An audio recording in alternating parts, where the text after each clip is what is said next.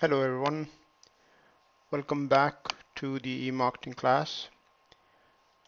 Today we'll be talking about chapter 2, which is session 2. The topic is strategic e-marketing. Our objectives for the chapter 2 are as follows. The first one, we'll try to explain the importance of strategic strategy, the strategic planning, the strategy itself, e-business strategy, and e-marketing strategy. Then we'll move to the next part, which is a very important part of this chapter regarding the business models. We'll identify the main e-business models at three levels, which are at the activity business level and the activity level, the business process level, and the enterprise level. And finally, we'll discuss the use of metrics and the balanced scorecard to measure the e-business and e-marketing performance. So we move first to talk about the strategic planning. And as you have learned from your strategic courses also in management, that a strategic planning is a process or a managerial process to develop and maintain a viable fit between the organization and its changing market opportunities. So in the strategic planning, we like to see how we can analyze the opportunities available out there and link it with what kind of resources we have in the organization and see how they fit in. And that's what strategic planning is. The process identifies the firm's goals for growth, which means which area we are going to be growing in, competitive position, how are we going to be achieving a certain competitive position in the market, geographical scope, which means which markets are we planning to cover. This is important because when we talk about online marketing, we set up a website, we know that we like it or not, anywhere in the world, anybody can see that, right? But we need to identify or at least limit ourselves into which geographical area we plan to stick to. And then finally, some other objectives such as industry objectives, the product objectives, etc. All of these are part of strategic planning.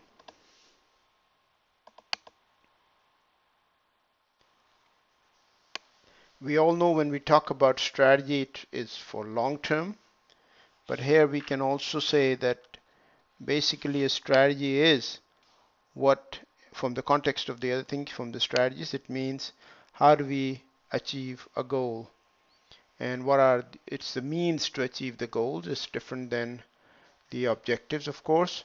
So strategy is the means to achieve the goals. E-business strategy is a strategy that deploys the ERP or enterprise resources to reach the performance objectives and competitive advantages. So in the case of e-business strategy, you are utilizing the enterprise resources in order to create some kind of competitive advantage. We'll look into the example of that as we move along further. Same way, the e-marketing strategy will be the strategy that capitalizes on the information technology to reach the objectives.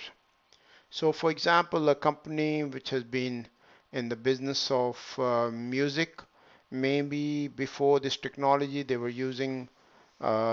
were actually selling CDs in the music stores, but now they can use this information technology to probably sell the music online instead and leverage that capabilities to capitalize in order to reach their organizational objectives. So there are various ways. Similarly, you could use the marketing strategy for the purpose of customer service, as we'll see some examples later.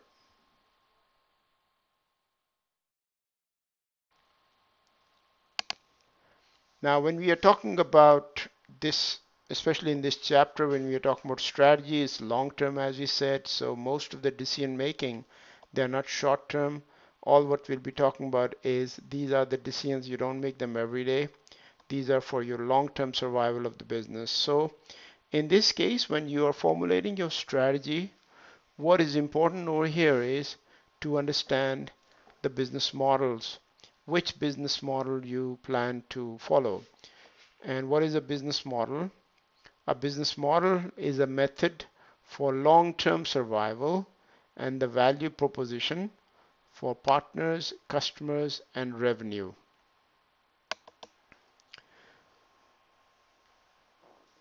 It is actually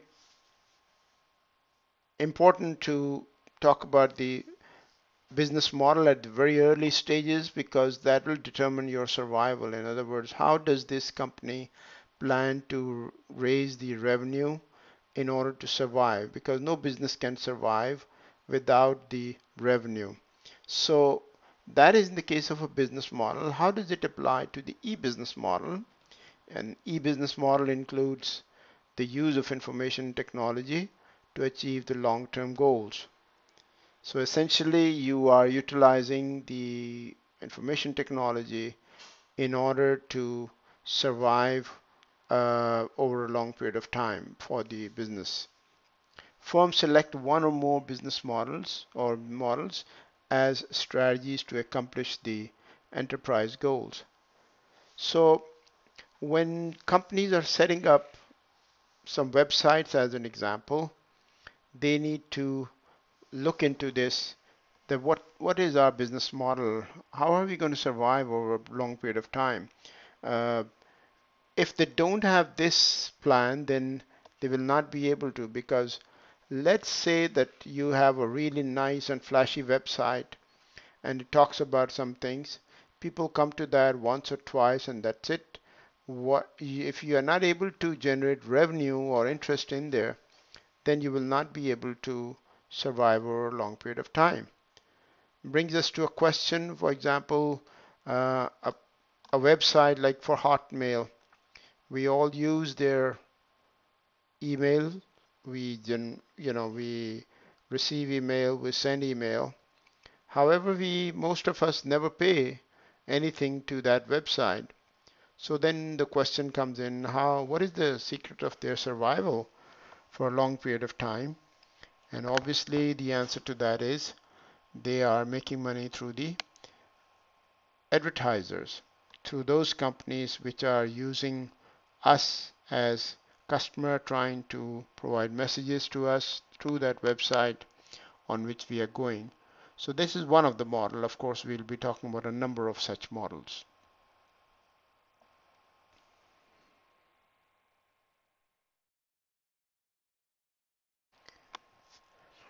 A business model, especially in the case of e-business, it depends on the level of commitment to the e-business. Now, this diagram is an important diagram. It would explain to you what I just said.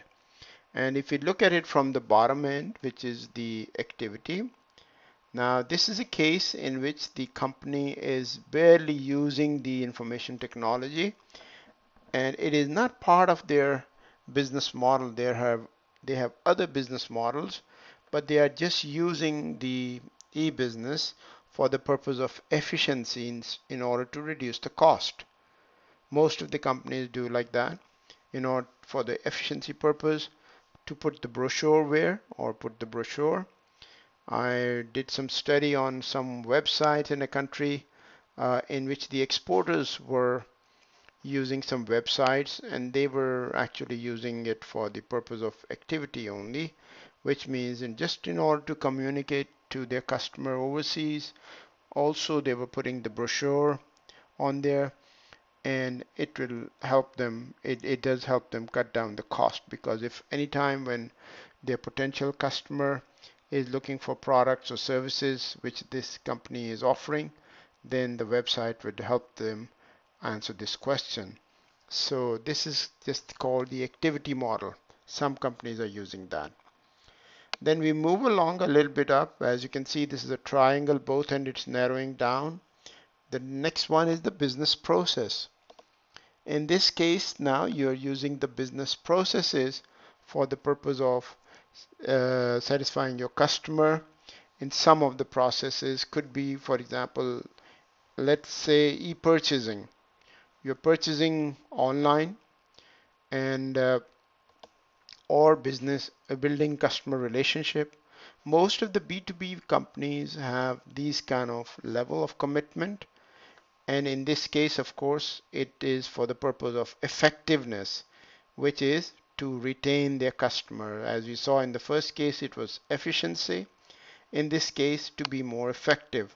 And that's why these kind of models are called business process models, in which again you're using the technology at a minimum level, not at much. You're not depending on the technology per se, and however you are using those technology in order to be effective. But then you have the third one, which is called the enterprise model. Make sure you look at the arrow over here. It's going up, which says level of business impact. So initially, the business is not depending too much on the e-business or the information technology. In the second one, it's depending a little bit on that. But the next two ones, which is the enterprise and the pure play, they depend a lot on the uh, information technology and the internet, and their survival depends on them. So their business model rotates around that.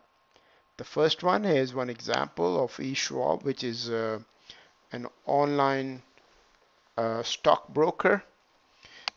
They have their offline business also, but they have an online business too, because they are leveraging the technology which is available. Similarly, most of the retailers, online retailers, as well as the regular retailers who also have the website in order to sell online, would be enterprise models.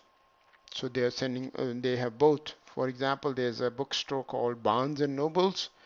They have bookstores, the physical bookstores, but at the same time, they have the online bookstores too. That is called the enterprise business model. Again, as you can see, they have some part face to face, or you can say brick and mortar, and then some part click and mortar. We call this click and mortar, okay? Because the transactions are also being conducted online as well. But then we have the last one, which is a pure play. Now, let me read that on the left side. If you see, it's called the business transformation. The business transformation has happened in these two levels, the enterprise model and the pure play, which means you create competitive advantage using your technology, and in some cases you are redefining the industries as well. And a good example is given over here on the right side. This is Amazon.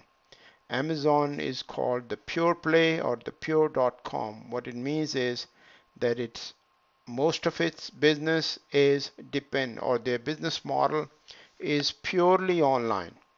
Amazon started up by selling books online, and they were claiming to be the largest bookstore in the world, because this is where we say that they have redefined the industry. But then, as I would recommend that you read the case study at the beginning of this chapter. This is about Amazon. It is on page 49, and it talks about how the strategic changes have been happening in the case of Amazon. The first strategy was to be one of the largest bookstore in the world, and then they quickly changed it into various areas, and one of them was to be selling things other than books as well. And then thirdly, they also offered some services, which means whatever technology they had and whatever they were doing, in other words, providing customer service to their customers, offering products online, closing the transaction online, all of these things they outsource. In other words, they even were offering to other companies too. In this case, some of the companies are the Target, Macy's, etc. So this is called the e-commerce partnership because they are already good at doing that. So lots of other companies which did not have started these enterprise e-business, they approached Amazon to use their technology and help them out with that. So as you can see, we have 4 levels: activity, business process, enterprise, and pure play level of commitment. If I say, for example, eBay will also fit into pure play. What it means is that if there was no internet, eBay would not survive. The business model of eBay is dependent on the internet. That's why we call it pure play. So now we are going to be talking about at 3 levels. We have the business models, and the first business model is at activity level model. Now remember, when we were talking about the e-business models, we said that you're using the information technology for your survival purpose. And the first model which we have under the activity level model is called the online purchasing. In this case, you could be, your model is that companies could be purchasing products online from you. We have on page 55 the chart which also talks about it. So we have on page 56 online purchasing. Companies can use the web to place orders with suppliers, thus automating the activity. In the case of when I was talking to you about in the last chapter on the extranets, I gave you an example of Coca-Cola, and I said that the suppliers could directly go to the online web page of or the website of Coca-Cola's inventory, and information based on that information they could be shipping the order. Same way now we are looking at the other way around, in which case, for example, Walmart has created automated order processing throughout the supply chain, which has a big impact on marketing, because in this case, if you are purchasing online, you're cutting down the cost, of course.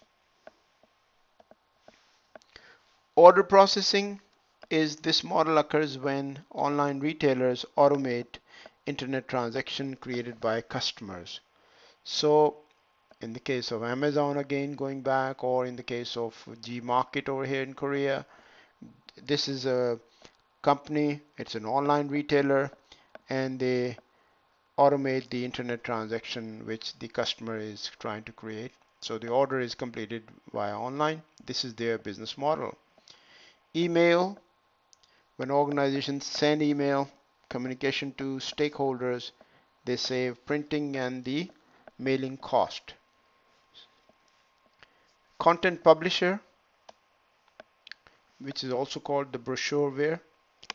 The idea here is that instead of printing the brochure, you put it online. I can share with you one example of Cisco. Cisco company is a B2B company. They used to have brochures before. They used to print brochure every year and send it to their 60,000 customers. And it was very costly for them. Not only the printing cost, but the shipping cost was very high. So as soon as the internet came in 1997, they were the first one to upload their brochure online. And it saved them a lot of money because it had advantages in this business model. Firstly, they didn't have to spend so much money on printing. Secondly, they didn't have to spend money on shipping the brochures to the customers. All they had to do was tell the customers the website, and the customers would come on there to place their order.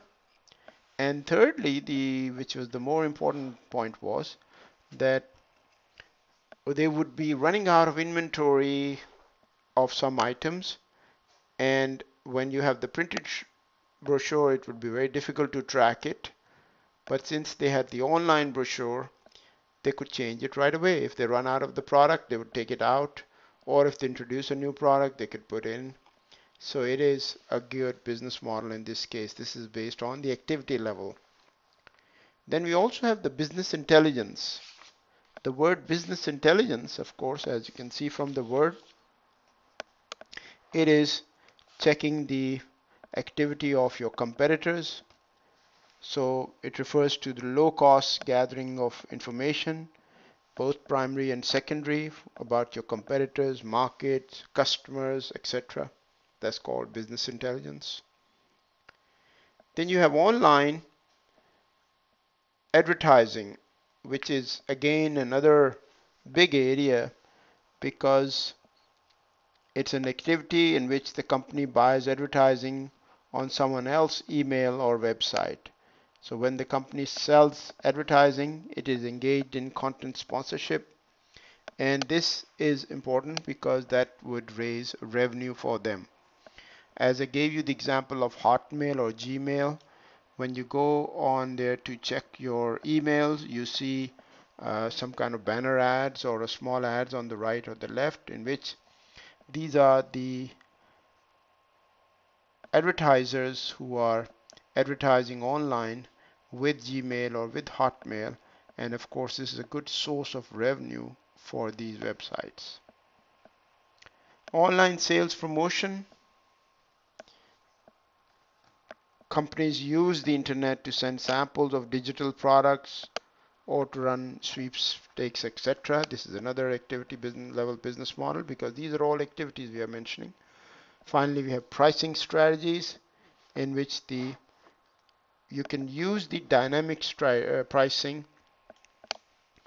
What does it mean? Let me share with you examples of budget airlines. These budget airlines are using dynamic pricing, which means charging different prices from different people.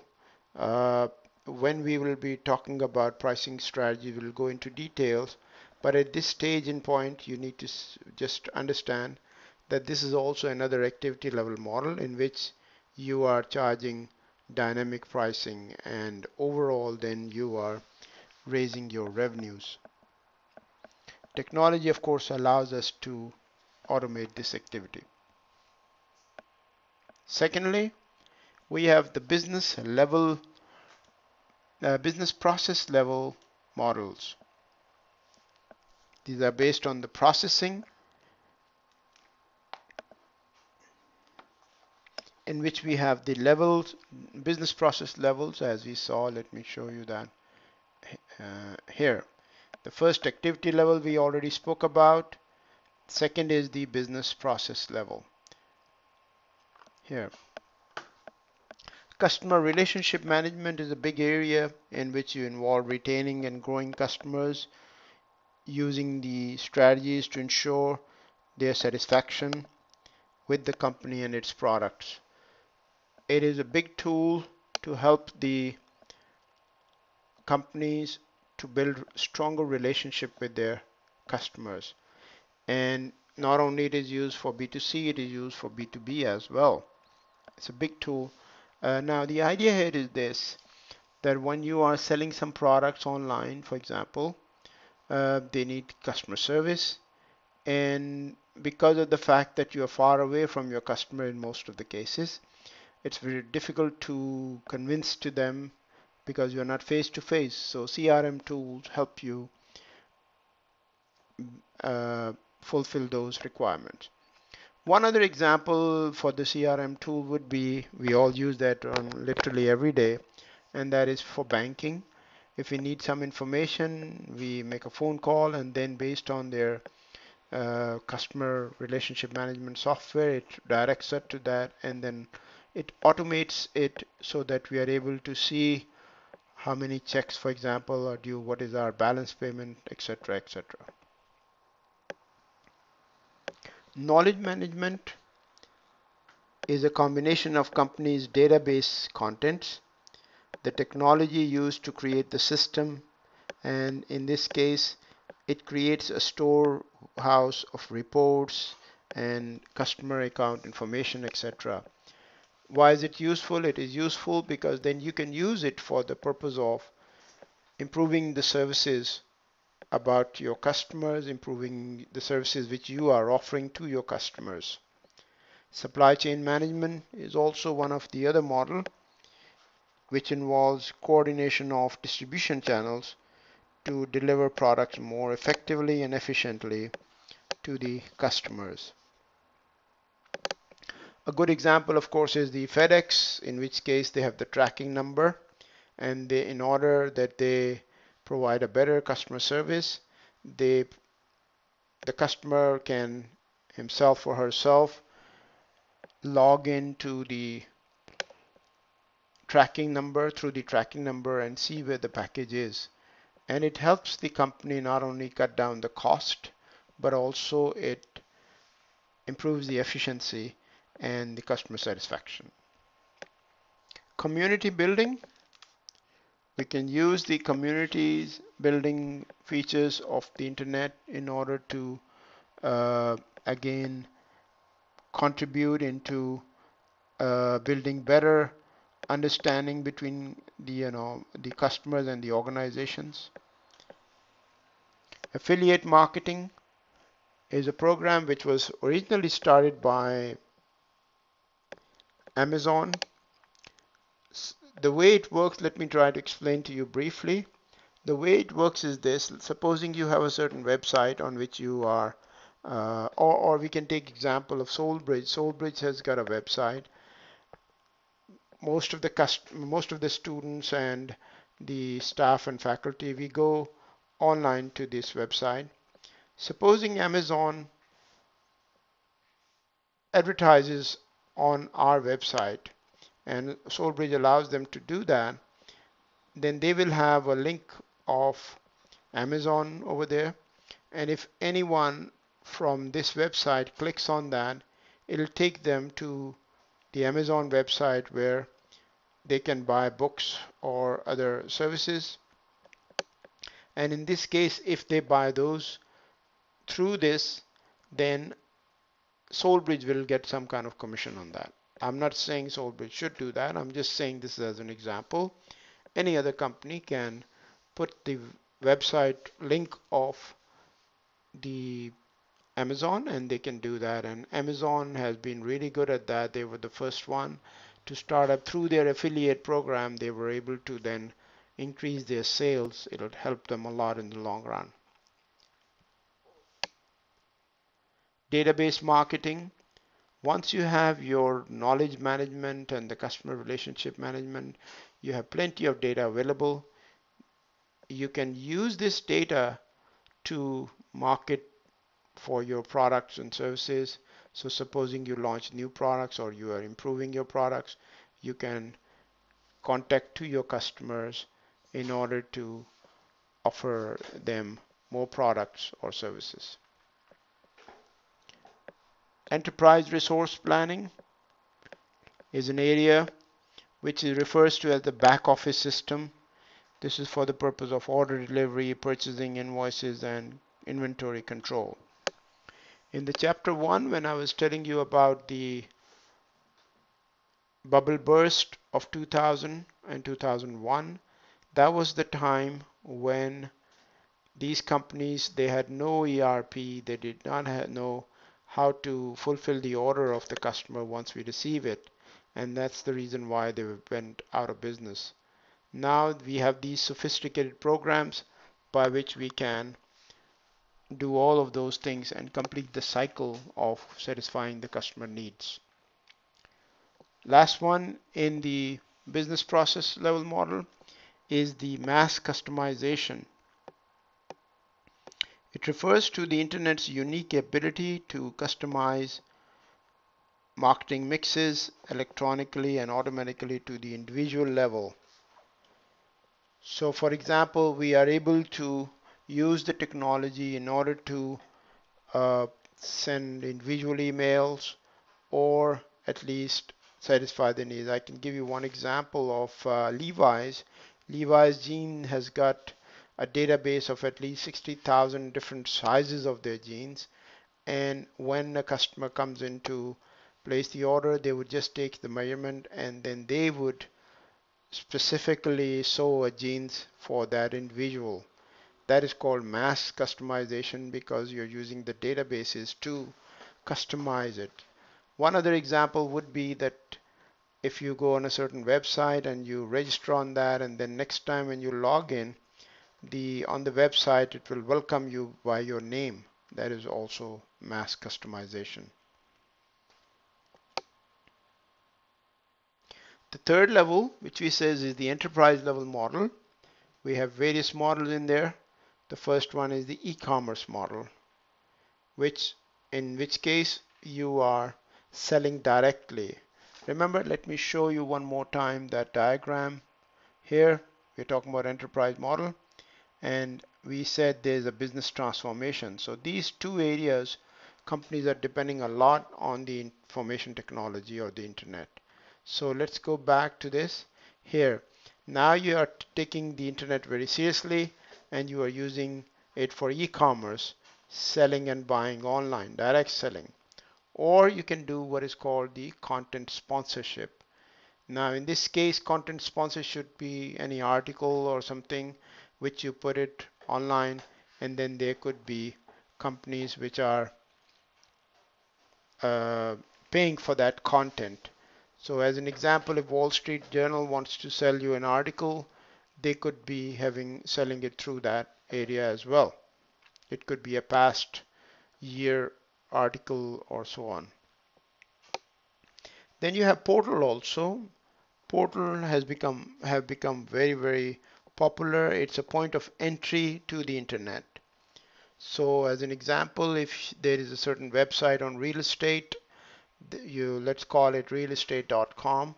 Now this could be a portal because it gives information, or at least the customers expect the information about the real estate from this website. All sorts of information about real estate. Maybe which area there are real estate available, where they are selling, how much are they, selling. And now, yeah, so if you are a potential customer who is going to realestate.com, then what other services you might be interested in? Those are this is an area where this portal will make money. So for example, finance company for the houses could advertise, maybe furniture company could advertise, and other services provider. This is why it's called a portal. A good portal is Yahoo is another portal. Okay, so we have quite a few portal business in this case which are very successful. Online broker. As you know, the definition of broker is an intermediary, a middleman who is trying to sell products without owning them. In this case, you have an online broker, which means the exchange could be done using a certain website. A good example for that would be the E-Trade, in which case you have online auctions. eBay is another one too. So various exchanges could happen. Online brokerage in this case, the auctions could happen too. As you can see, these are all dependent on the internet.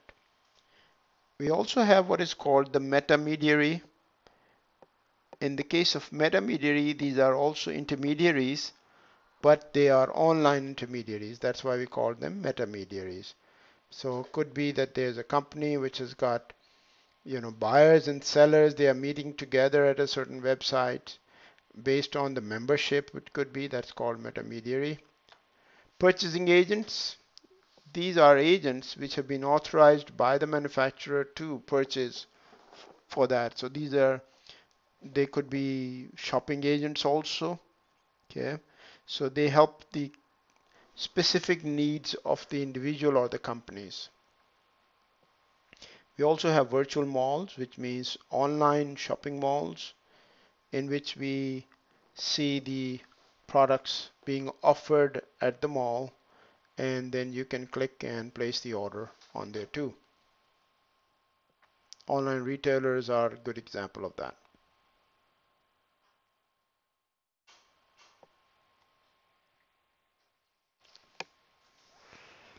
Finally, the one pure play, which is what was right on the top of the triangle. You see that over here.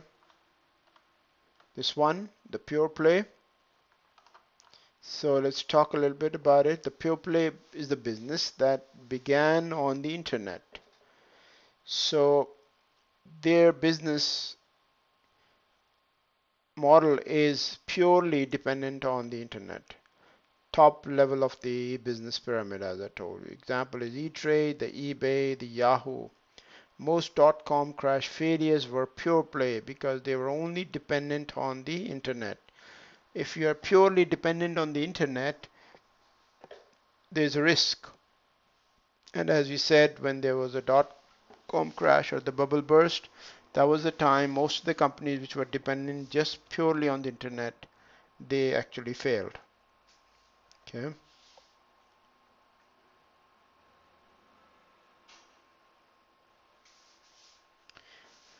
So that brings us to the model. That was about the business models. This is the last part of the chapter, which is called the performance matrix. If you recall, in the last chapter, we were talking about that lots of time the advertisers, when they advertise on TV or radio, they are not too sure whether their advertising money is being effectively used or not, if they are able to get the message across or not. But internet is an excellent place where you are able to measure exactly how much money you spend, how many people were able to see your ad, for example, and what kind of performance was it. So these are performance metrics. They are specific measures designed to evaluate the effectiveness and the efficiency of operations. There's a model called Balanced Scorecard. You might have heard about it in your other management classes also. It provides a framework for understanding, in this case, the e-marketing metrics. There are four perspectives to that. We look at it from the point of view of the customer, the internal, the innovation, and the learning, growth, and financial. Before that, the performance metrics used to be that, how much sale increase was made and how many customers we made. But that thing is not as valid because you may have today's sales, but what about the future? Where maybe the customers were not really happy, they bought the product, but we don't know if they were. Also, we might be selling it to the same customer. Maybe we are not sure if it's the new customer. So this is why these four perspectives are being used here. The first we said is the customer. Basically, we are trying to find out how satisfied is the customer. Also, are these customers new or they are existing customers? Are they satisfied? And what kind of purchases they are making. Then the internal operation, which means how efficient you are. That's also part of the balanced scorecard. The innovation.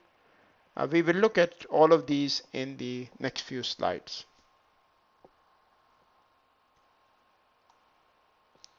So the balanced scorecard from the perspective of customer is that how long it took you to, satisfy the need of the customer, and how are these customers from a long time retained customers, are the new customers, what kind of quality do they, are they happy with, performance and the service, and also the cost of satisfying the customer. If your cost of satisfying the customer is high, then of course it's not something which you are not going to be competitive. Then you have the internal perspective, which is the cycle time. How long did it take us to complete the cycle to satisfy the need of the customer? How was the quality of our manufacturing? And then the employee skills and the productivity. Thirdly, on the innovation and the learning growth perspective, we have this also is very, very important in the e-business because as we all know that the product life cycles are shrinking and the companies are under pressure to launch new products also, and they need to innovate. So there are a number of new products. You need is a criteria also to know if you are competitive or not. Number of new products, penetration of new products. Are these products, you know, penetrating new markets or they are still in the same markets, improvement of process such as the customer relationship management. And then the financial perspective, income and expense matrix, return on investment, sales, and market growth share. Of course, all of these are self-explanatory.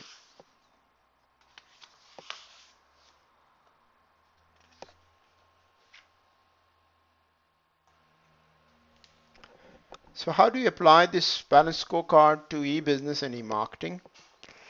Let's have a look at it on, this is on page 62.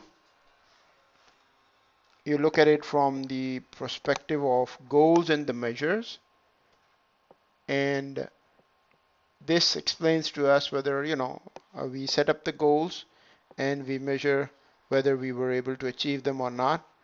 Again, this is all based on the customer perspective, internal perspective, learning, and then the financial perspective too.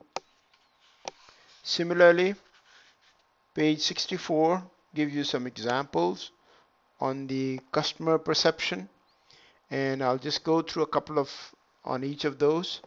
From the customer perspective, have a look at the first one. Example of the goal is build awareness of a new website service. And what are some of the ways by which you will measure them? The survey target awareness of the service, number of visitors on the site, etc.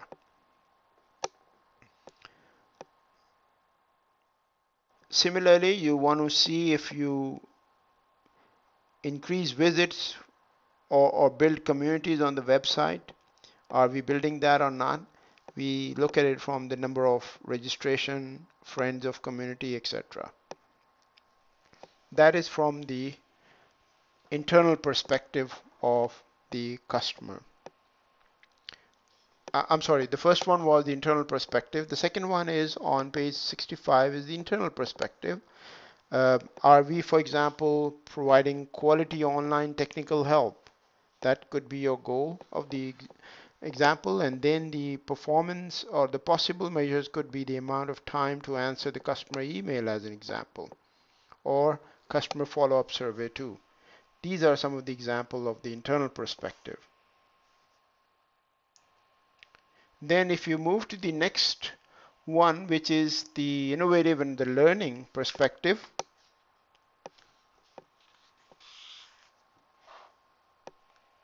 that is on page 66. There's a typing error. Looks like this should be page exhibit 2.9, not 2.8. And in this case, we are, let me see if I can change that. Yes, so it's 2.9 and this was 2.8. Okay, so in the 2.9 we are looking at the CRM or the sales conversions, because as you know, lots of people come to the website but not everybody buys that, and when people buy that, that's called sales conversion. You need to increase that conversion, and we are have the goals and then the possible measures, which means percentage of sales from the new service or what we are comparing it with the competitive offering. Finally, the metrics of for a financial perspective, 2.10, again on page 66. One example could be increase market share for online products, and possible measure would be market share percentage, which means what is our market percentage. Also, if our target was 10% return on investment within 1 year of each new product, then the possible measure is the return on investment. So essentially, this is what basically the balanced scorecard is. We learn few perspectives in this strategic e-marketing topic of chapter 2, in which we discuss the business model. I think the most important thing in this chapter is the business model and how to apply those business models online. If you have any questions, feel free to write me. Until the next session, goodbye.